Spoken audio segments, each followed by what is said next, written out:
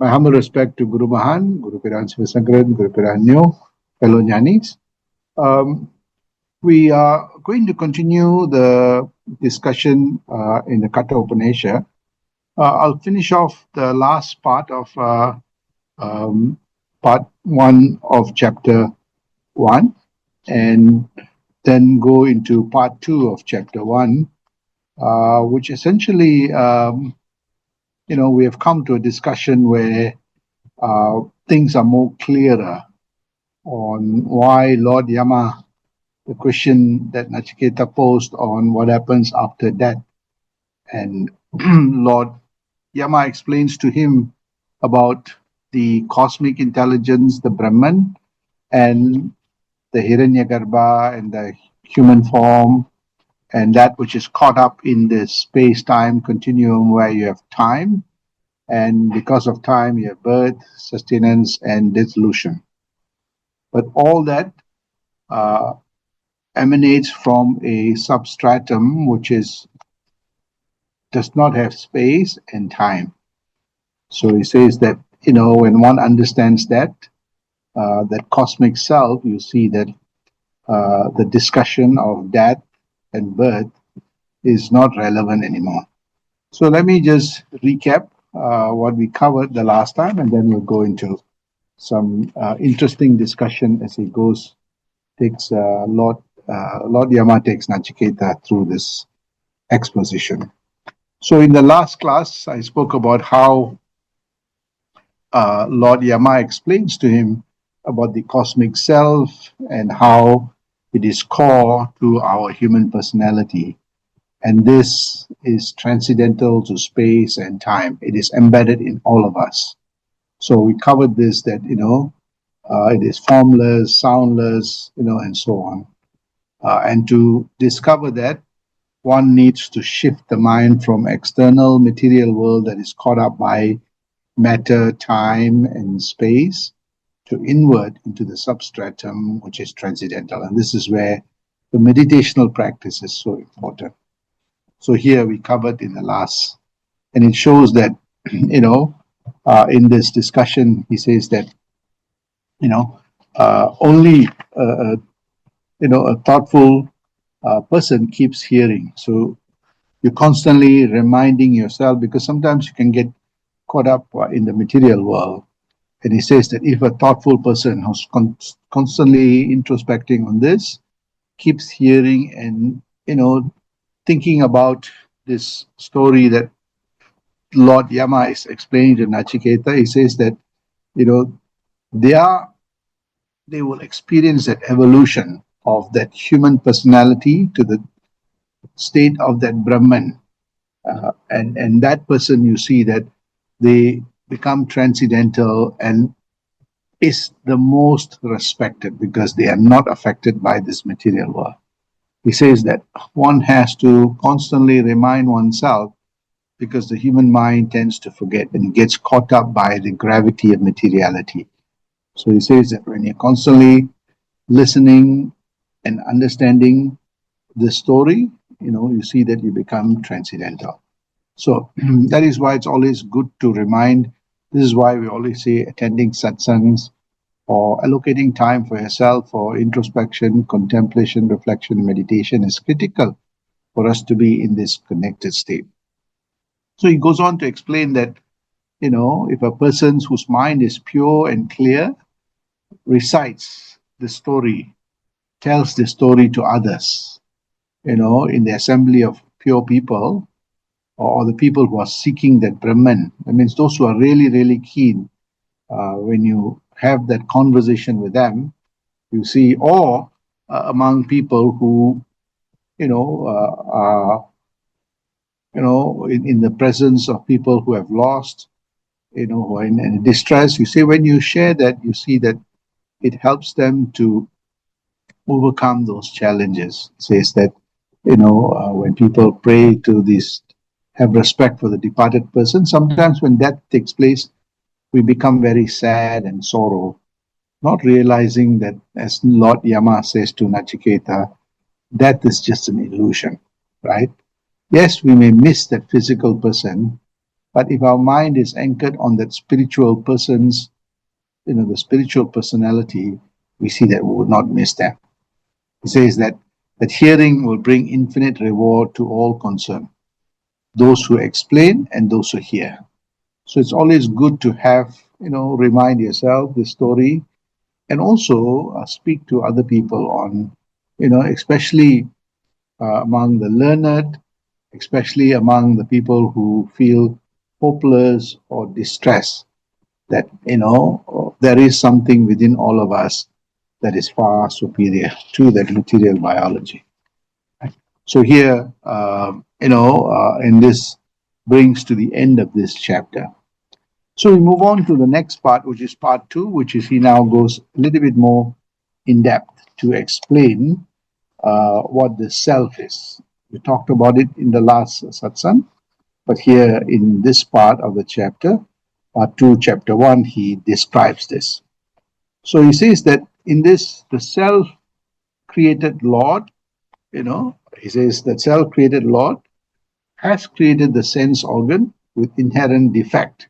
Here, limitations, because remember that divinity is infinite, not touched by space and time, but it manifests in space and time. Hence, there is limitations, at least in that material form of that infinite substratum. So, though within us there is the infinite, our body is finite. Hence, it is to some extent limited.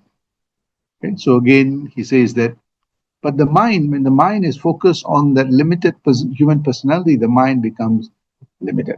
He says, this is why, being seeing things outside cannot see the self, because the mind is so distracted with that alluring material world that is constantly changing. There is birth, death, sustenance, and so on, right? So he says that, when we are so focused on the material world, we miss that self, that cosmic self, he says. So he says that rarely is there found a wise person seeking. So you see that most people seek for money, material things, material pleasure. He says rarely you find people who are seeking this immortality, who learn to withdraw their sense organ from the material objects and go within the self.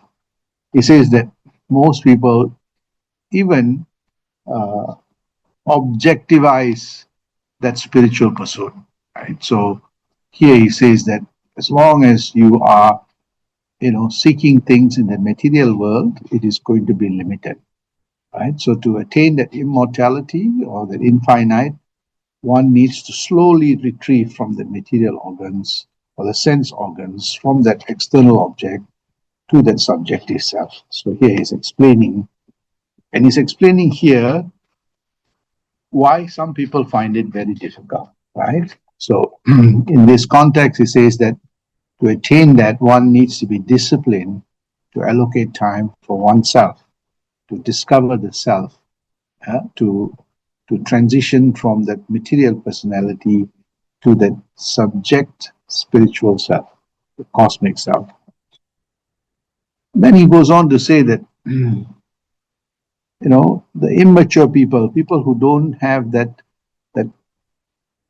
intellectual, spiritual growth, he says, they run after external objects and they get caught up by it, they get caught up in that net of death.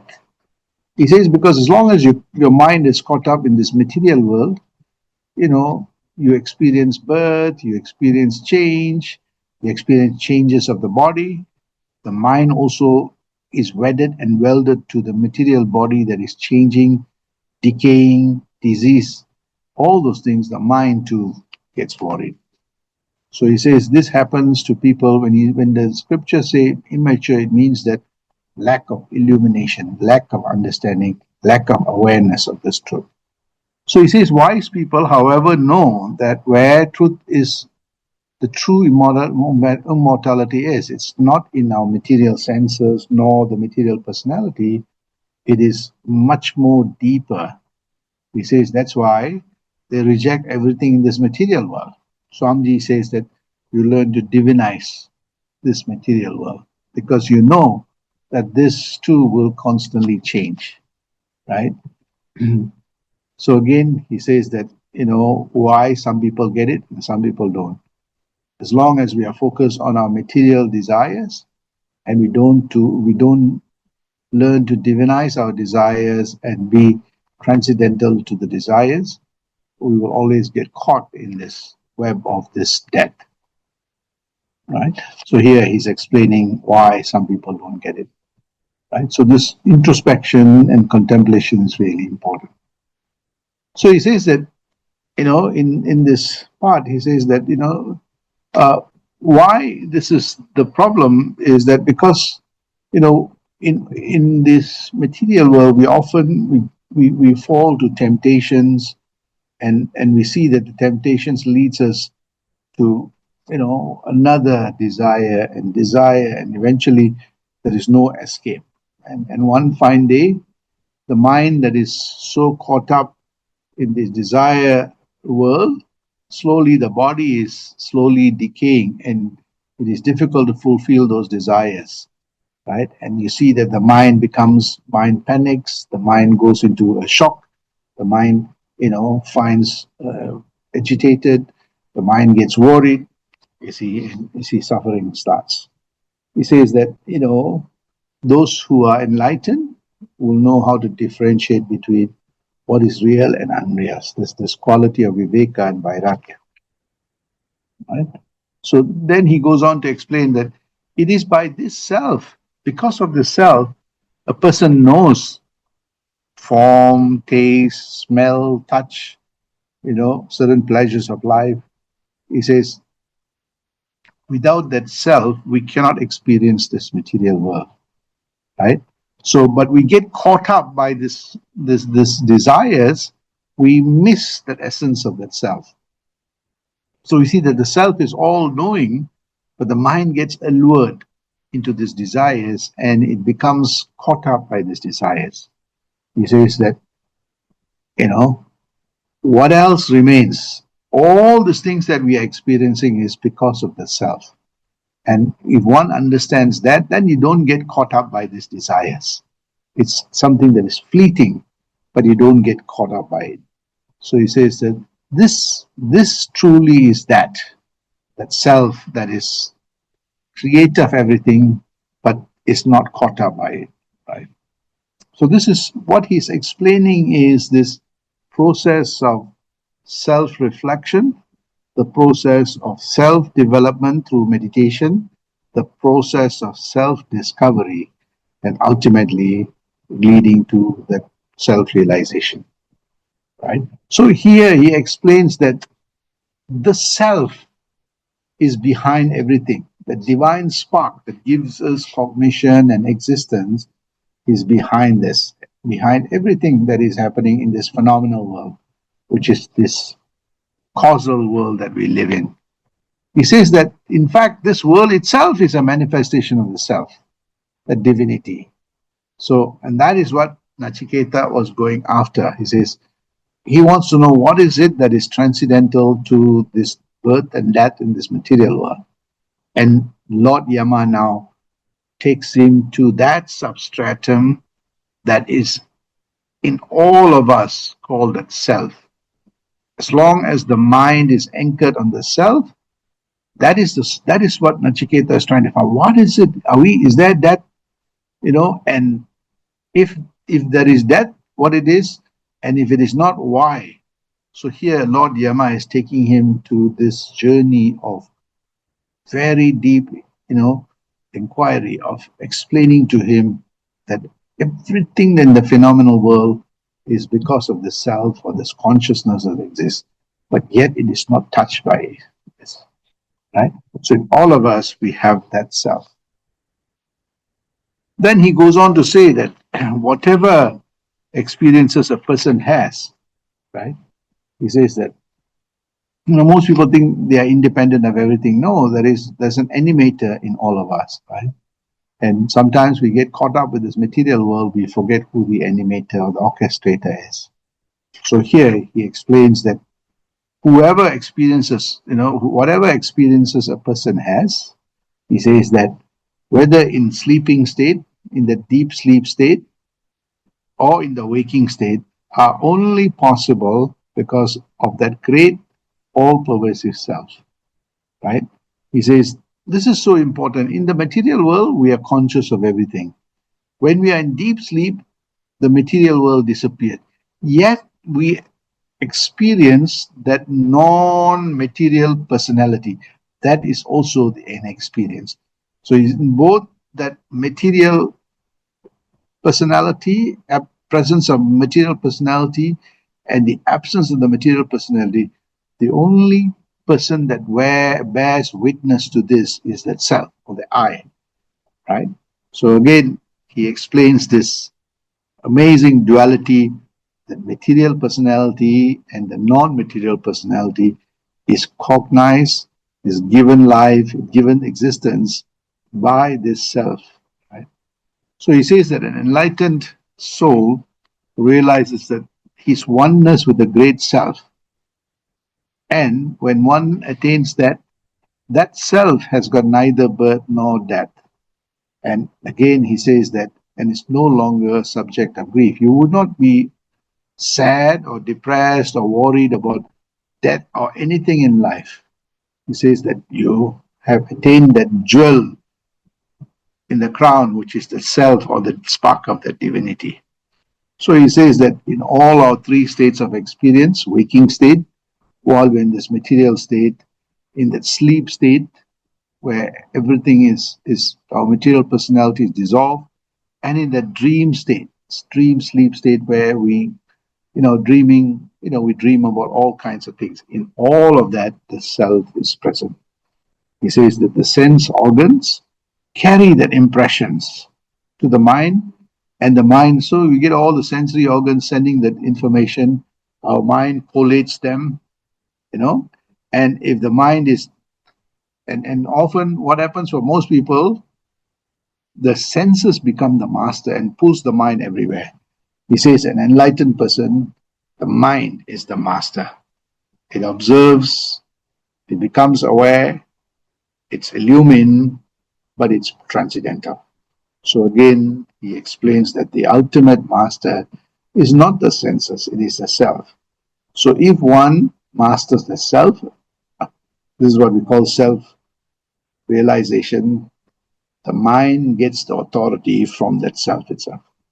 So here he explains that why it is so important to always keep to that self development, self discovery, and that introspection, contemplation, reflection, and meditation. So here he explains that this worry that you have about death, this worry that not sure what happens after death, all that disappears if the mind is illumined and the mind is in the presence of that self, the divine spark that is transcendental. Immediately when the mind touches that, the mind becomes that. It becomes transcendental to birth and death, and all grief stops. So he explains this beautifully. I'll stop here. Next class, I'll continue a little bit more in detail on describing that self and how we experience that in this material world, yet not be perturbed by it. So we'll go into more detail of how Lord Yama is explaining to Nachiketa in small steps, step by step, leading him to the transcendental nature of his own self. Sandosham.